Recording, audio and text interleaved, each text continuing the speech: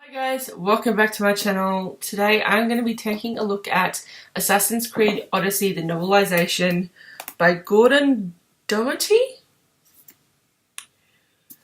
Now, I do have a weekly reading vlog where I read this and gave my reaction, so I will leave that up on the screen. But this is something that I read and I don't know how I quite feel. Because on one hand, I really loved that we got to explore one solitary route of the game, and if you don't know, this is based off the Assassin's Creed Odyssey game, and while I've never personally played it, I have watched playthroughs and cutscenes and everything, so I sort of know the gist of the story and the gist of what happens.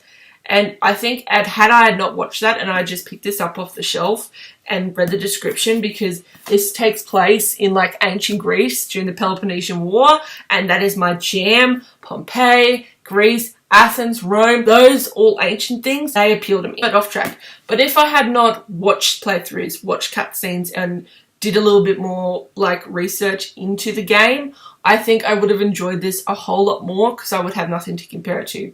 But I do.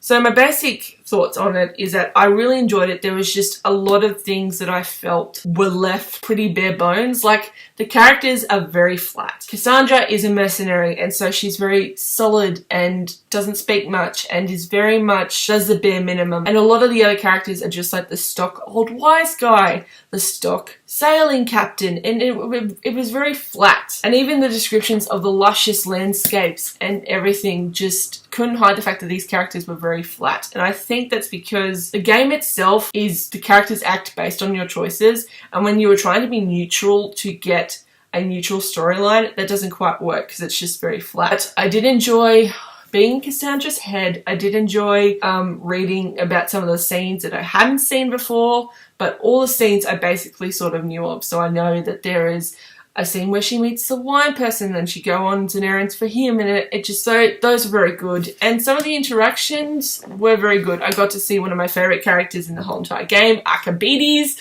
Oh my god, I loved him so much. He's such a good character. They skipped over Diona, which I am not happy about, and I'll get into that later. And there are a few characters where they just left it out all completely, which would have made the story better. So that's all the good things about the novel. Now, I want to get on to a few problems. The story itself is structured just the way the game is. You are a descendant of Leonidas of Sparta. Your name is Cassandra, and many years ago, when she was still a little kid, her baby brother Alexios was prophesied by the Oracle of Delphi that he would bring down the Spartan Empire, save if he was executed or left for dead. So her father, Nicholas, the Wolf of Sparta, brings him up to this mountain to make an offering to the gods or to leave him there to die. And Cassandra tries to save her little brother, and then Cassandra herself gets pushed off the same cliff Alexios is thrown off, and she survives, and she didn't know if Alexios had survived, and so she thought of him dead.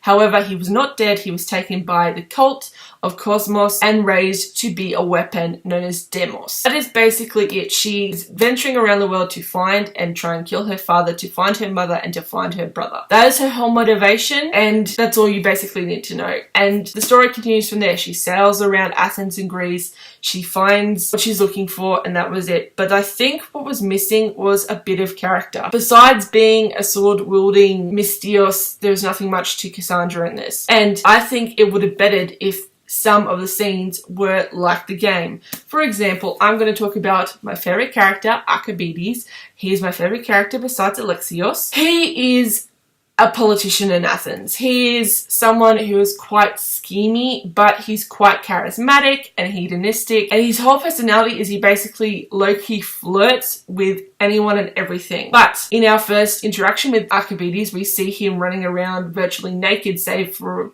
like some undergarments, through the symposium that one of the characters is holding, and Cassandra is there and she notices him, and then the next meeting again is when she hears something behind a door and it turns out to be a ghost. And the whole exchange between Archimedes and Cassandra, where Archimedes is low-key flirting and Cassandra realizes that this might be the key, like flirting back is the key to get information that she wants, is left out because she just says something suggestively and that's it. Whereas the whole bit of the game, it's a whole back and forth sort of match, and you learn through one of the off-screen voices that he likes to be called Ali, and so in order to get the information, she flirts with him a bit and calls him Ali, and he rarely gives the information. None of that is in here. You basically see Alcibiades, you introduce yourself, you flirt for like a fraction of a second, and then he gives you the information. And I understand that there is only so many pages, but I think that just infusing, even if you wanted to if you were changing it all, just infusing it with that same sort of energy to give Alcibiades and Cassandra that same sort of feel and cheeky personality would have really helped. Another one was Diona. Diona is my favorite little mini boss in the game. She's basically this cultist who's parading as a high priestess courtesan of Aphrodite, and the whole gambit is that she has a twin sister who's like the highest high priestess. Like, she's the one who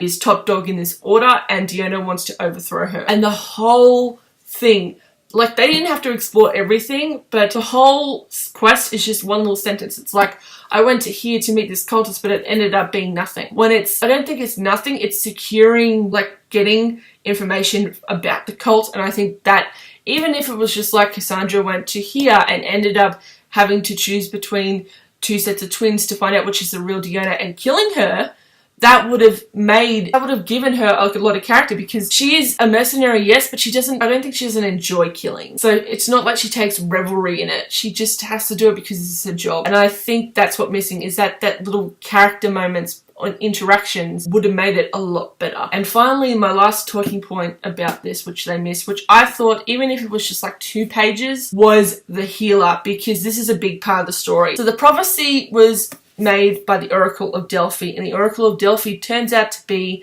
this healer's grandmother, who he wants to kill for her basically not being a true oracle. She didn't hear the god, she was just fed words from the cult, and she basically spread lies, and he feels like he has to end her life as punishment for her sins. That itself is very interesting, and the whole side quest is very interesting, but we learn that this oracle was the one who sent the prophecy to Nicholas for Alexis's death. So Cassandra feels like this woman is responsible for tearing my family apart, and in essence she meets up with the aging oracle and they have a discussion. It's like, well, I'm sorry, they threatened my family and I had to do what they say, otherwise they said they would kill my family. I'm sorry for what I did, and I want to use my remaining days to live with my remorse. And it's basically, you have to talk this healer down from killing his grandmother, and eventually you do. But I think that if that scene was included, it would have given a lot more weight to her journey as well, to find out that this prophecy was really a false one. And it does something to the character, and it changes the way that the character sort of sees the world in a sense. And even though it's a side quest, it did a lot of things for the game, and I really thought that even if it was just a few pages of dialogue between the Oracle and Cassandra, would have made the book it